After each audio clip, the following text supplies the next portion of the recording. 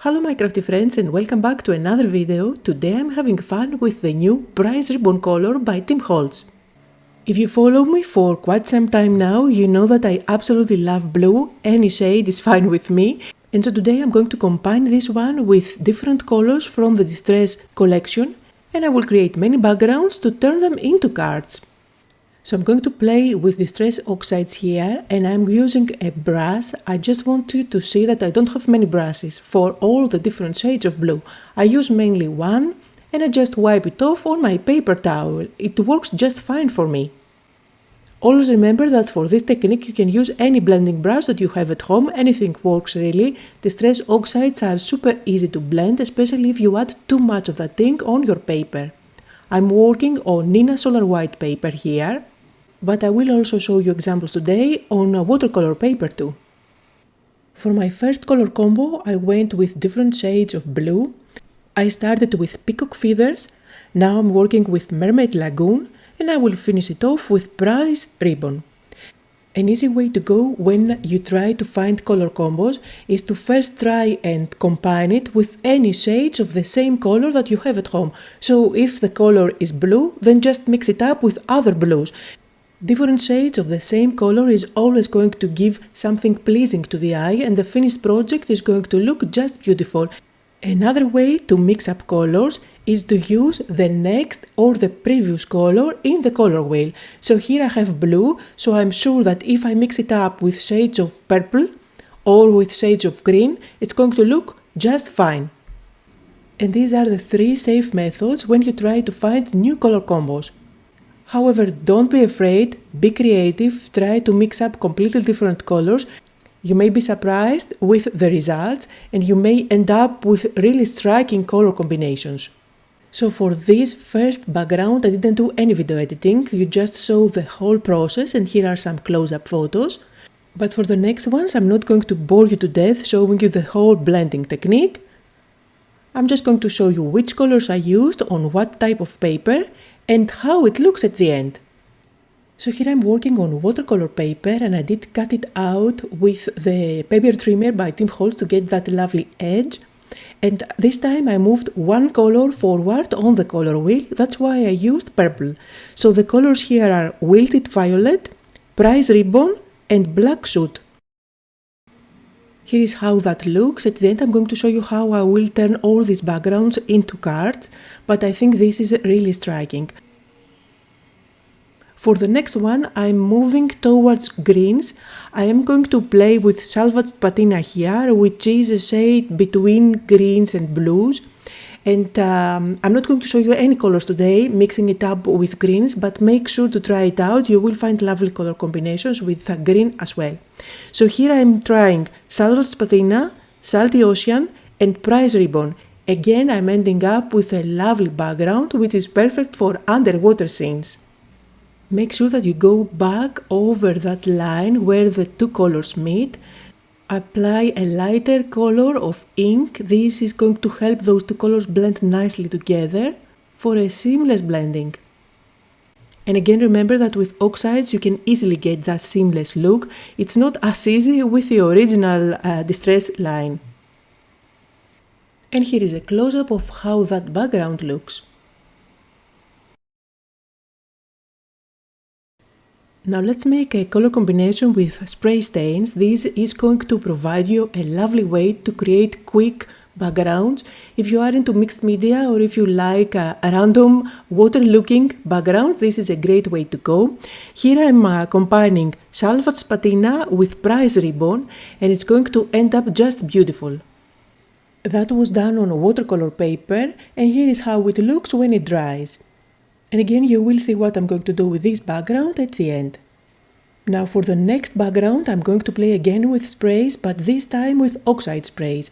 So you know that these are going to dry more dull and they are going to give you that chalky finish. Here I'm combining Cracked Pistachio with Prize Ribbon. Notice how dull it looks now that it is dry, it's not as vibrant, and I absolutely love a dull background because it helps the focal points pop even more. Now since I ended up with all those backgrounds, I'm going to turn them into quick cards. For this first one I'm using a stencil and I'm going over it with a prize ribbon just to add some interest on the background. I'm also going to add some splashes. This is just water. It reacts with the ink and gives a lovely visual texture. Now all you have to do is to just stick a focal point on top of this background. For that I decided to go with one of the glasses from an older Sizzix die set. This was designed by Holtz. And I'm using one of the sentiments from my stamp set that says Summer Vibes. I think it is the perfect match for this card. And all the cards for today are going to have a summer vibe on them. To finish it off, I added a few gems. I absolutely love the look of gems on my cards. I'm kind of obsessed. And here are some close-up photos on the first card for today. A very simple design, just stick a focal point on top of your background and add a sentiment underneath. Also, this would make a great background for an art journal. For the second little square of a background that I created, I'm using one of my favorite latest stamp sets by My Favorite Things, and this time I'm using the corals. I'm just going to stamp them with black ink only at the bottom where I added that black shoot. This is going to give some depth on my little scene, and it's going to look as if it is the depth of my ocean. I'm going for an underwater scene here. For the focal point, I'm going to use a white cutout. I used a super old die for that. This was designed by Holtz. I'm not sure if it is still available in the market, but I absolutely love this seahorse. Look at your stash if you have fish, whales, dolphins, a mermaid maybe. It would work great as a focal point. Also, don't forget to use ready-made die cuts. If you have booklets like this one by Art by Marlene, they are perfect as focal points on cards. Especially if you are after a quick and simple card and if you have a bunch of backgrounds that you want to turn them into cards. So after playing around with some of the underwater elements, I decided to go again with one of the seahorses. I'm adding some interest at the background with this stencil. Again, this is from Art by Marlene. Just like always, you will find everything I'm using linked down below. And here I'm using techniques that I normally use for my art journals. I want to have a mixed media look and feel on this card. However, you can repeat this in a bigger area and turn it into an art journal. So I did some stamping with a text stamp that I have. Now, if you follow me already on my art journal journey, you already know that I don't like that white border around the cutouts. I don't mind it when it comes to my card making, but for art journaling or mixed media look, I don't like this one. It looks like a sticker. That's why I'm using my scissors and patiently fuzzy cutting all around it. In art journaling, we are after a more organic look, so that white border doesn't add to the finished look. So I'm also going all around the edges to get rid of that white edge with a black marker. This is going to help also the focal point pop against that background. I'm also going to add some white splashes. I'm using just some white acrylic spray here. Then I'm going to pop on top my focal point, and just like I do always on my art journals, I'm going to bring in my white gel pen and I'm going to add some highlights all over the focal point. It's one of my go-to techniques and I absolutely love the finished look of that. So this is a mini art journal that I'm going to turn into a card. For the sentiment I went with Missing You, which is one of the stickers from Holtz. I'm going to add some highlighting all around that sticker. And you know I cannot stay away from gems, so here I'm going to spread a few at the background. For that I'm going again with my favorite gems that I keep on using for years now. These are by PinkFresh Studio and they come in that case. But you can also get different colors individually if you want to. And here are some close-up photos on a card that could have been an art journal layout.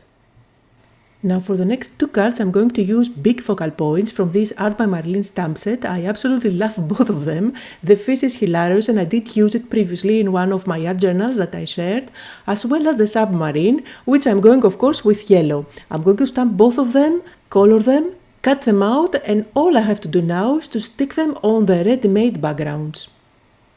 Again here I'm going to stamp at the bottom some of the corals, just like I did in the previous card. This is a big focal point, so I had to chop off a good part of it, but it would be great for a landscape slimline card. or as a focal point on an art journal, of course, on a mixed media project. And you can step it up by adding some glossy accents on that window. And let's move on to the last card for today. Look how amazing that fish is. I'm absolutely in love with it, and you can do so many different color combos and go crazy with the colors. So here I did add some water splashes just to add some interesting look on my background. Popped the fish on top and added a sticker sentiment. And that focal point really is striking. So here are all the 5 cards that I made for today. I hope that you had fun, that you got inspired. Just like always, you will find linked down below all the products that I used to create these 5 cards. If you enjoyed the video, don't forget to like as well as leave me a comment. Thank you all so much for joining me today, and I'll see you all next time.